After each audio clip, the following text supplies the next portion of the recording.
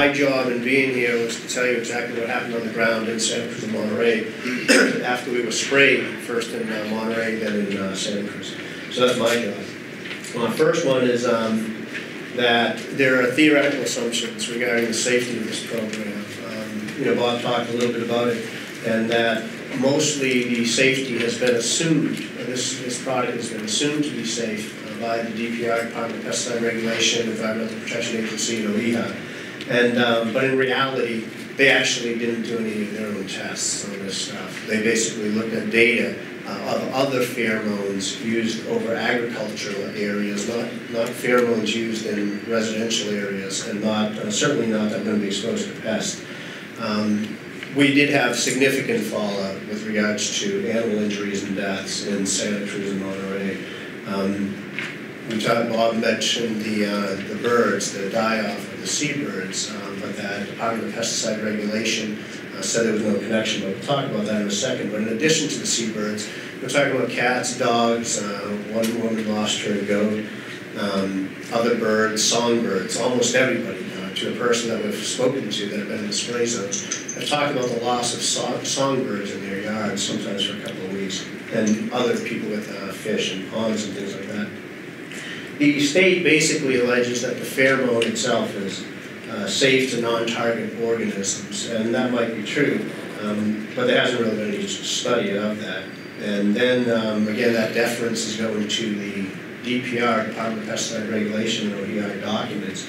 But when you actually look at the documents and review it, they acknowledge themselves that they haven't done any respiratory studies, so that means on humans as well as animals. It means they also acknowledge they didn't do any chronic toxicity studies.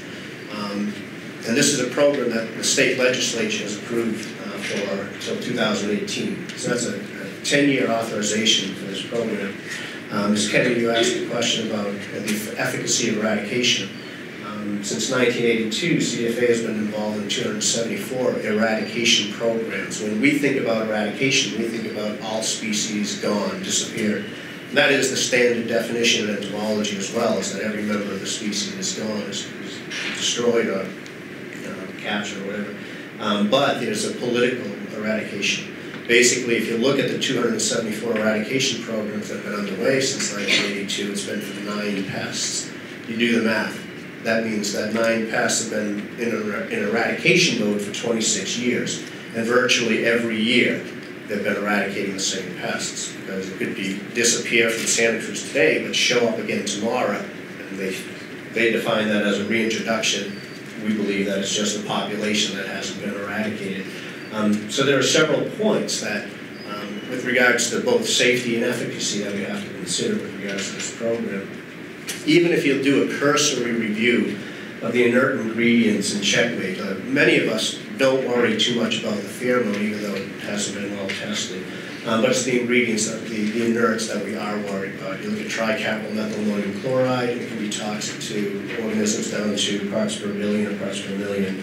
So even though there's not maybe a large portion being distributed, for example, 2 tablespoons per acre or something like that, it's being delivered in literally trillions of microcapsules. That's not a small amount. And also microcapsules themselves also present a significant harm from a respiratory perspective.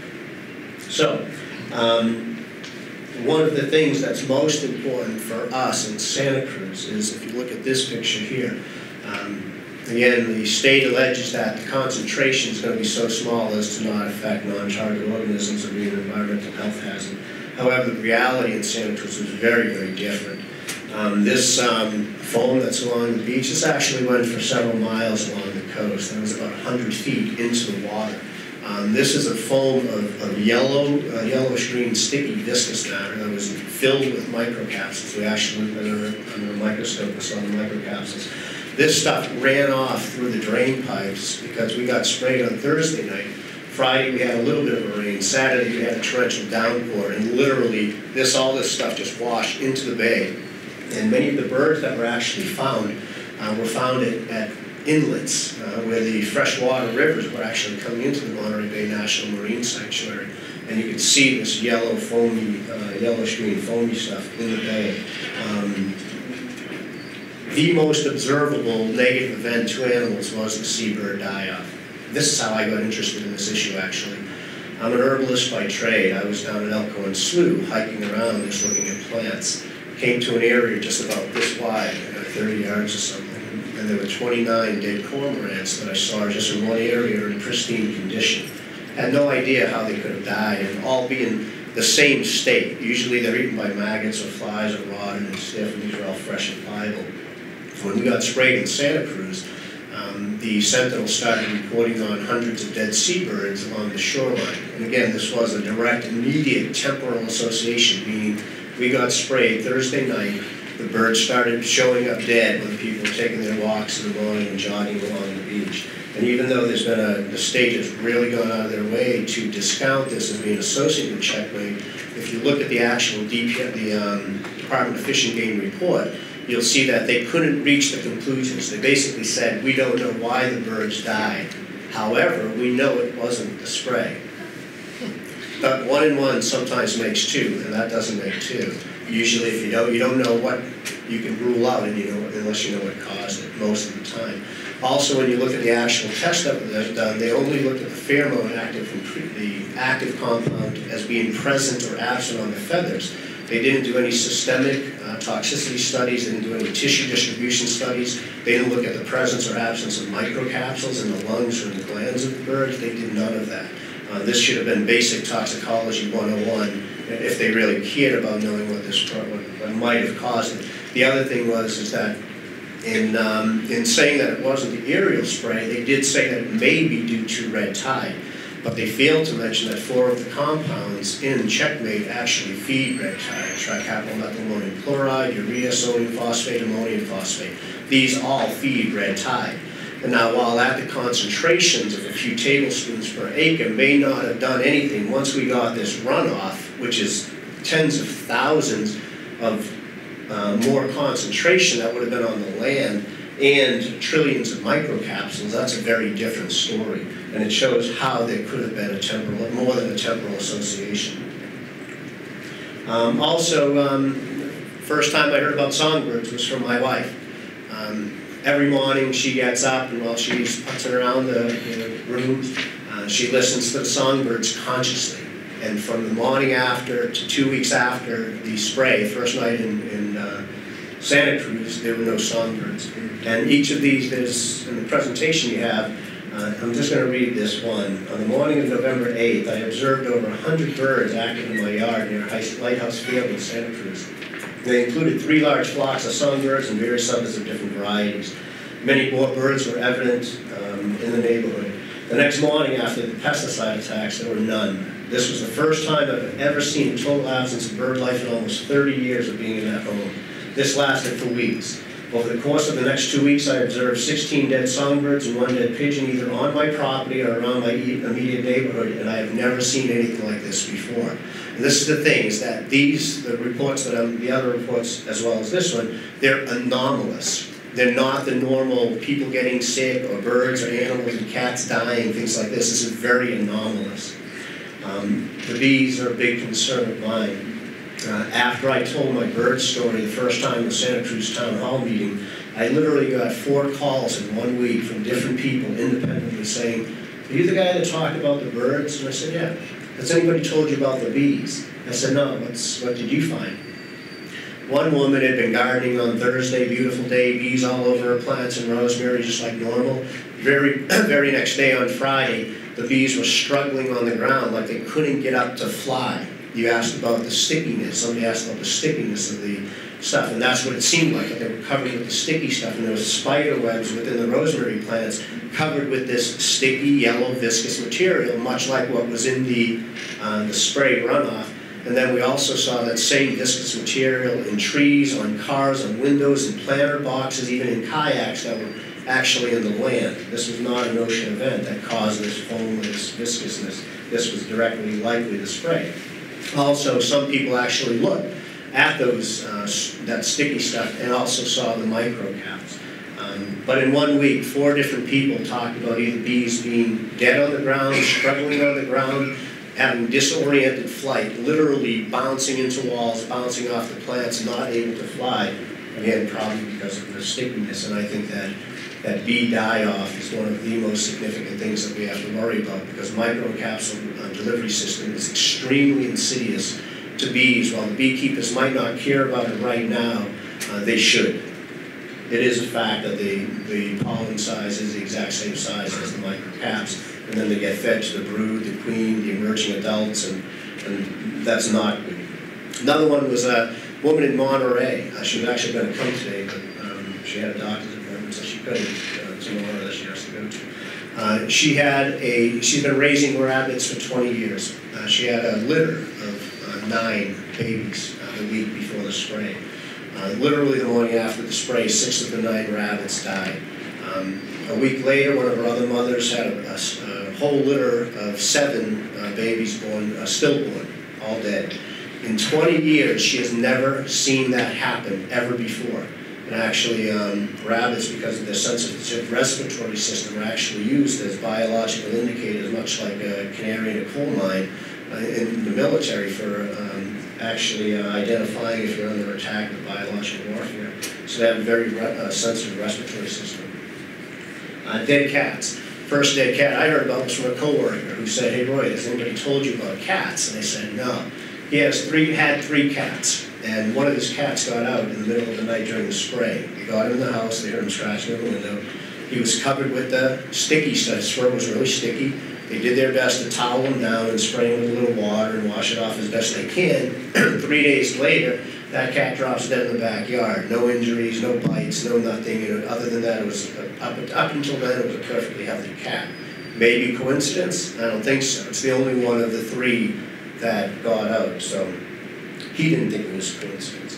Same with the dogs. Several incidents of dogs either getting sick or dying. And one of the interesting things, both on the dogs and the cats, you had several people that took their dogs got sick after the spray.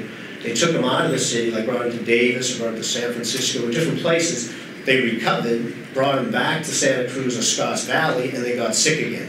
And you're talking about cats vomiting, dogs having enlarged hearts. And the actual symptoms that the dogs were experiencing were things you would expect if you were going to get aerial sprayed with plastic capsules. They were panting really heavily, labored breathing. They had really itchy skin, and the stuff was sticky on the fur. Every time they went out, they brought back in, and they were all sticky, and they bathed them. Itchy skin, labored breathing, and an intense thirst, much like you're trying to wash these microcapsules away from the glands of the throat.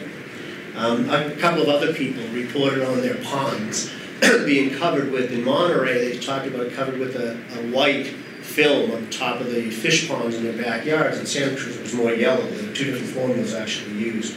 And in one case, the woman lost all of her fish in that pond.